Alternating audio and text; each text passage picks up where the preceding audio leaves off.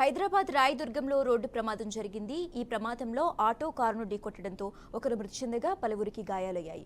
వెంటనే స్థానికులు గాయపడిన వారిని ఆసుపత్రికి తరలించారు. విషయం తెలుసుకున్న పోలీసులు కేసు నమోదు చేసుకుని దర్యాప్తు చేపట్టారు.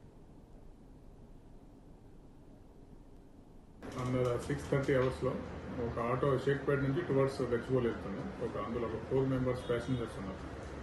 మన మల్కం చెరువు పార్క్ ఎంట్రెన్స్ దగ్గర రాగానే మన షేక్పేట ఫ్లైఓవర్ నుంచి ఒక స్కూటీ బైక్ వస్తూ అతను లెఫ్ట్ తీసుకున్నాడు.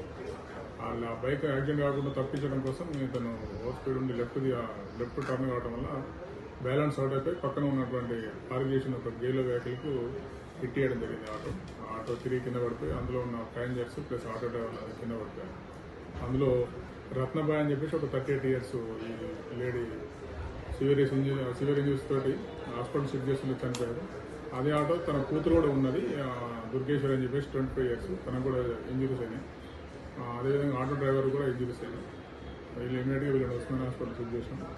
ఆటో డ్రైవర్ మీద ప్రస్తుతానికి కేర్ చేస్తున్నాం. వీళ్ళ మీద జ్ఞానేశ్వర్ అని చెప్పేసి ఆ చనిపోయిన రత్నబాయ్ వాళ్ళ కొడుకు కంప్లైంట్ ఇచ్చాడు.